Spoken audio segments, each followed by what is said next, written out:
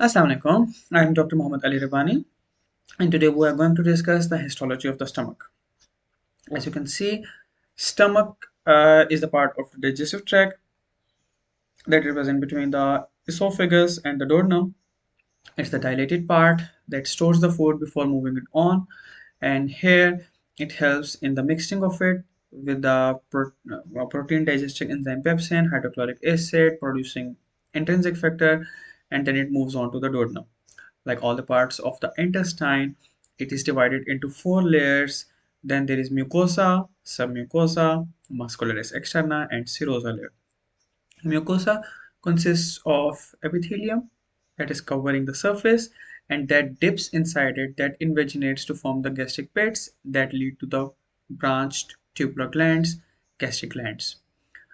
Between the gastric glands and the muscularis mucosa, the connective tissue present here, this whole area, this is known as lamina propria. It contains the terminal part of the arterial network, venous network, lymphatics, and some nerve fibers. Below the last part of the mucosa, separating it from submucosa, is the muscularis mucosa. And here, this is the one that defines the lower limit of mucosa. Then there comes the submucosa. It contains the arteries, veins, lymphatics, and submucosal nerve plexus. Muscularis externa, containing the oblique, circular, and longitudinal fibers. And here there is a myenteric plexus between circular and longitudinal layer. And then in the outermost part, that is serosa. Let's see how these things appear in the light microscope.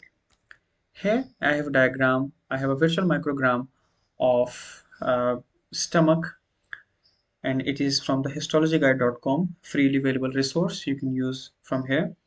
And before going into any of the layers, you can see the fold. This fold ruruge is visible here. It is consisting of mucosa and submucosa, as we seen previously. Let's jump onto the layer. I will try to go by how to make these layers also in a diagram. These are the four layers of the stomach. And then there's mucosa. This is muscularis mucosa, this layer. So this whole layer is mucosa. This part is submucosa. This part is muscularis externa. And below the last line, it is not visible at this magnification, is serosa. While drawing the diagram, I usually it helps me out if I make the parts ahead of time, like how much space I'm going to give to mucosa, muscularis mucosa, submucosa, muscularis externa, and then serosa. It helps me out a bit, but you can follow what you want to do.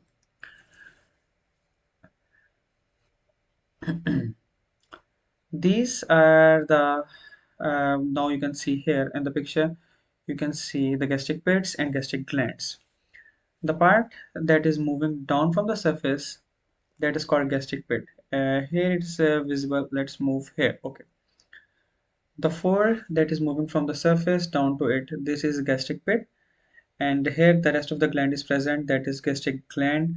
The part that is near the gastric pit is called the neck. That is present below, that is called the body or the fundus. What type of cells are present in the gastric pit?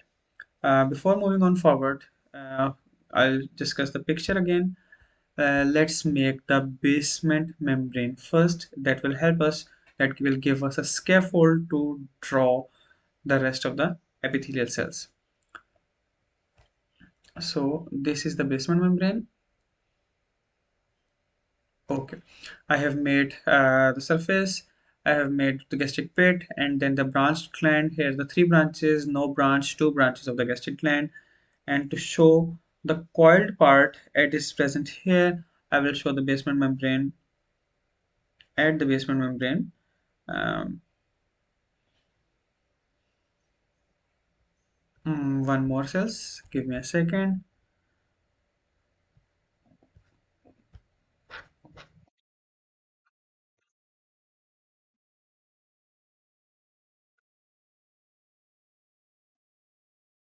Here it is. Okay, I have added the basement membrane for the coiled parts, and then that. Let's start adding the cells. So what cells are there? On the surface, the cells that goes into the pit of the gland that are known as the surface mucus cells. So you can focus on any one of them as you can see in the picture. So these cells are the surface mucus cells. You can see right here. These are tall columnar cells, eosinophilic stained, but they are lightly stained due to the presence of the mucus granules present here. As you move near to the surface, you can see them being more white, being less pink.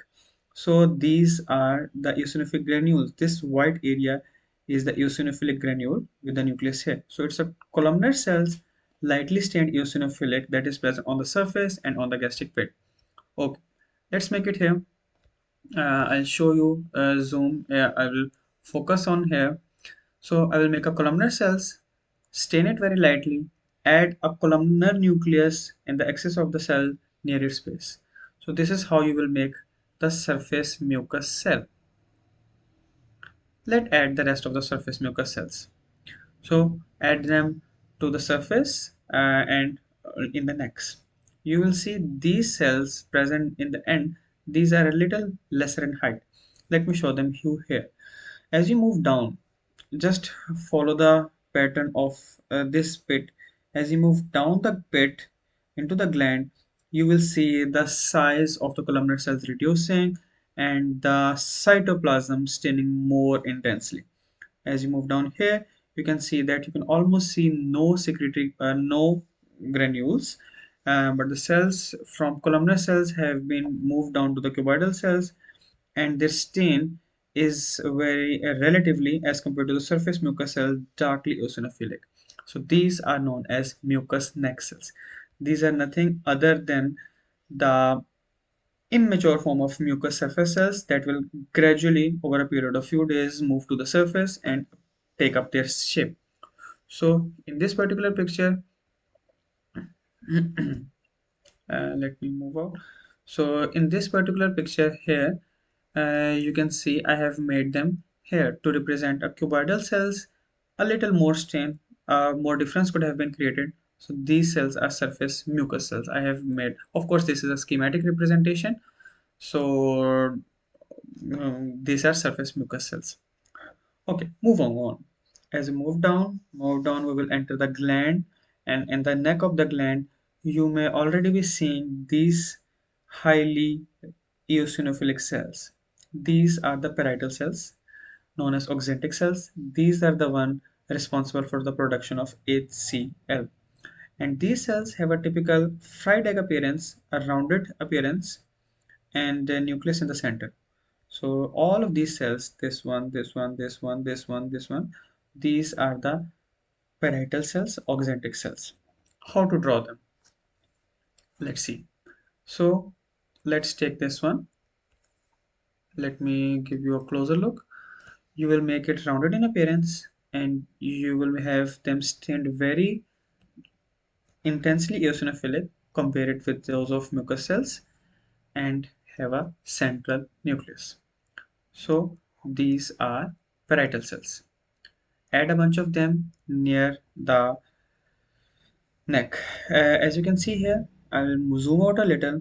Most of them are present in the neck, but you can see one or more here and there, like this one, like this one, like this one, near the base of the glands also. So, in making the parietal cells, make most of them near the neck, and add few of them near the base of the gland also. That brings us to the last visible cell, that is the chief cell. These are the cells that are present at the end, at the base of the gland. All of these cells that are stained basophilic, that are stained blue, that cells are chief cells. They are stained basophilic because they are involved in the production of pepsin, a protein enzyme. And enzymes are basically proteins, and they have protein producing machinery, that is ribosomes, rough endoplasmic reticulum, and so on. So these cells are stained basophilic. How to draw them now? Let's see. Let's see them here. Okay, I'll make a cell here. Let me focus down to here. You will make a cell membrane, roughly cuboidal pyramidal shape, Don't forget to stay in its cytoplasm basophilic, and then the nucleus that is near the base, because it has secretory granules near the surface and it will secrete its enzymes on the lumen. So this is the basal membrane. You can compare it with the histological slide on the side of the picture. Once you know how to make a chief cell, add a bunch of them near the base of the glands. Let me make here. I usually give the background first, then I give the cell membranes, then I add the nucleus. Of course, this is a subjective choice. So you have a bunch of chief cells now. Now, what are these spaces for? These are, I have for schematic representation, I have given space for enteroendocrine cells. You usually don't see them on simply in H and E, but to remember for the course purpose, for the academic purpose, I have given them space for enteroendocrine cells. In an HNE, they're usually unstained, and they have a special feature that their nucleus is towards the lumen as opposed to all of the other cells you've just seen. So this is the enteroendocrine cell. Nucleus cell, roughly the cell with the cytoplasm unstained and nucleus towards the apex. Why the nucleus is towards the apex? Because the cell has secretory granules here that are to be released towards the lamina propria and the blood vessels. So let's add the rest of the enteroendocrine cells.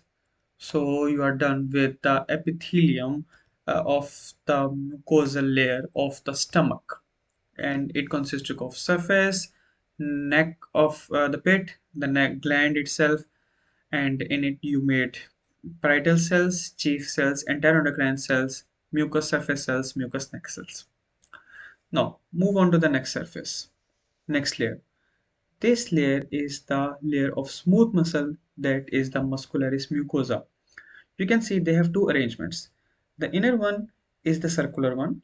The cells are cut across their length. You will see cigar shape, oval shaped nucleus, fusiform cells, and then there are the ones that are cut across their length, that are the longitudinal layer.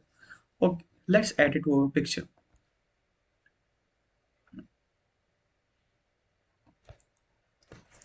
I'm a little rusty with the use of this software, but I'll get better as you see. Smooth muscle cells. How to make a smooth muscle cell? When you are making the smooth muscle, be sure that you are making it in a spindle form. Body will be formed spindle form. Both of the ends are narrow, tapering, and between the belly part that is a little wider. You will add a nucleus that is oval to cigar shape. This is one smooth muscle, and let's add the rest of the smooth muscles. So a very one or two layer of muscle, like the picture we have seen here. Now this is the internal layer of muscularis mucosa, and we will make then the external layer. How to make the external layer? How to make the cross section of the muscles? So these are the cross sections of the muscles. The some of the cells have been cut like here, some of the cells have been cut like here. When the muscles are cut near the center, you will see a larger diameter. When they are cut near the end, you will see smaller diameters. And as you can understand from the picture, only the ones that are cut near the center will contain the nucleus.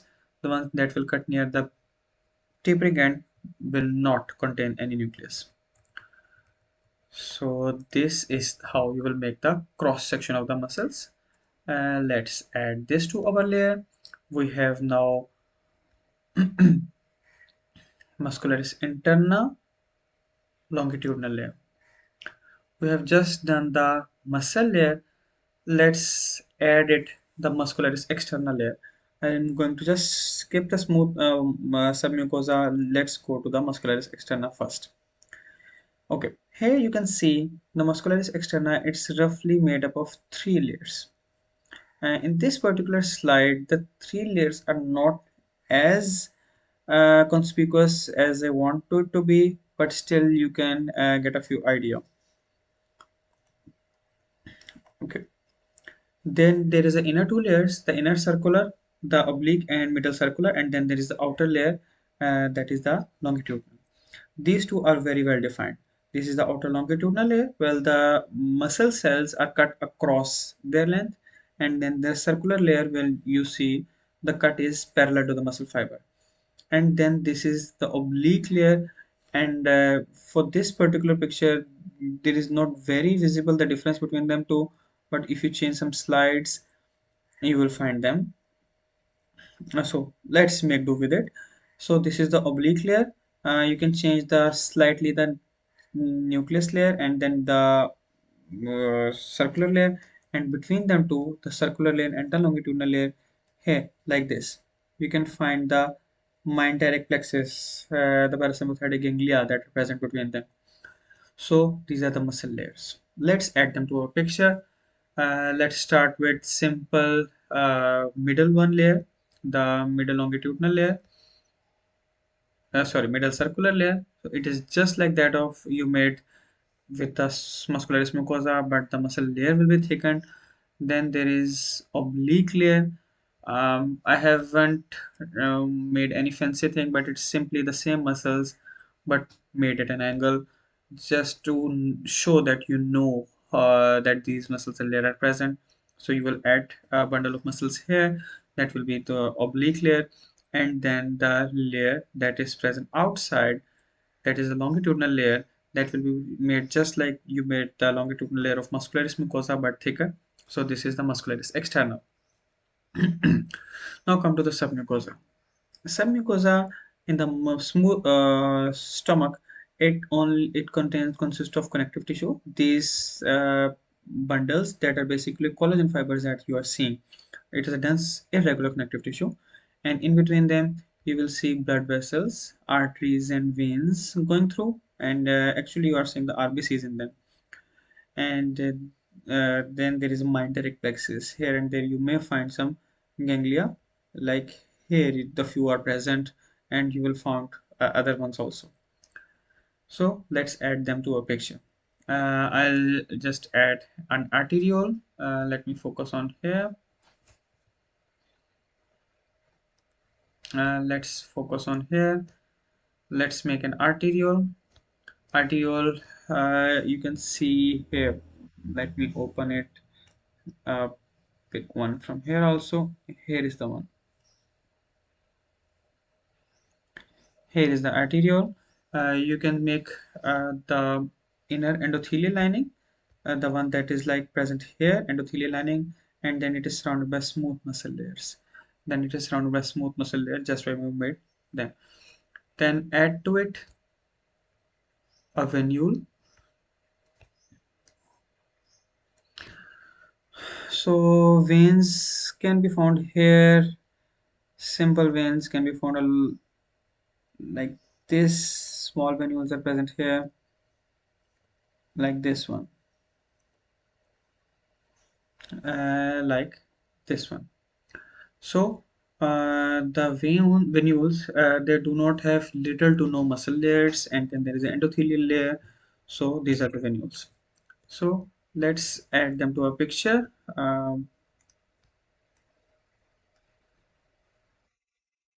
Okay, let's add the arterioles. Let's add the venules to a picture, and then the smooth muscle. Then the stomach, like all part of the GAT, may contain lymphoid nodules. Let me find if there is lymphoid nodule here. Yes, we are lucky. Here is one here.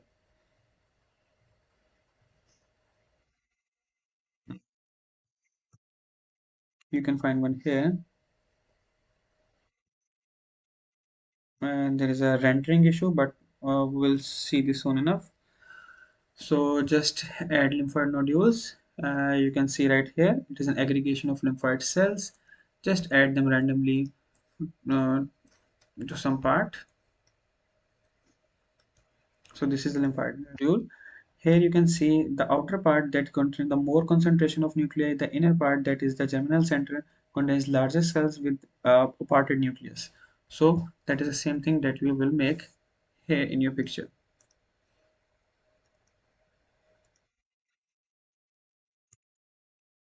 Okay then.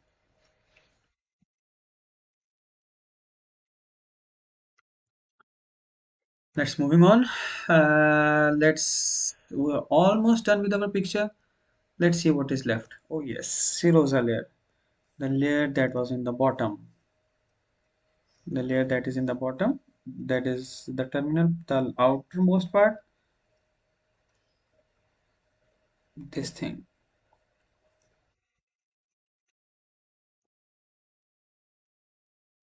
So this part, the outermost layer of cells, I may not be able to show you with the flattened nuclei that are present along the way.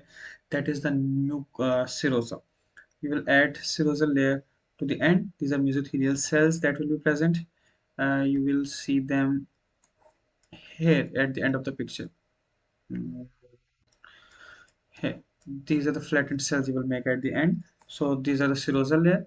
So we are almost done. We are only left with filling the few spaces. Let's fill them now. So we are left with learning the software. Okay then, add a background, the tissue. I'm going back to this image, the background, cell fibers, the representation of the connective tissue fibers that are present, the representation of the nucleus that are present in the connective tissue. So here you go. So you are done with the slide of the stomach, funding gland of the stomach.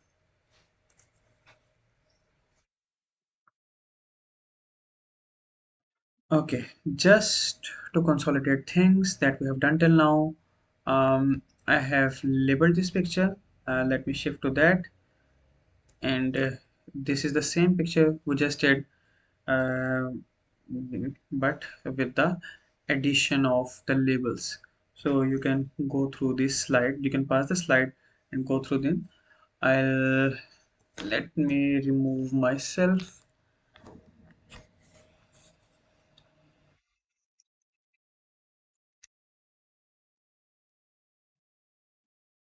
Yeah, I have been successfully been able to remove myself.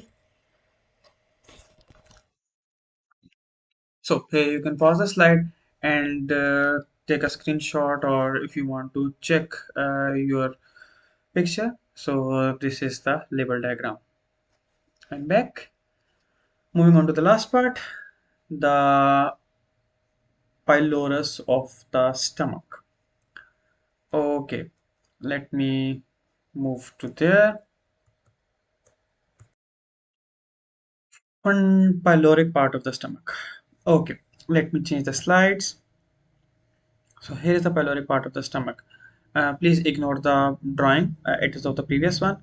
And here you can see the pyloric part of the stomach. The differences are very minimum.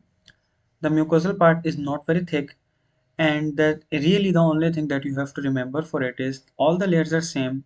But as you can see from this picture, the cells and the glands, the cells that present the surface and the glands are almost all like the surface mucous cells. There are no parietal cells, there are no chief cells, and all of the cells are roughly the same mucous cells. So here I am going to take a undue benefit of drawing the picture on the computer. I'll remove all the other cells other than the mucous cells, and I will add the layer of mucous cells. So there you go.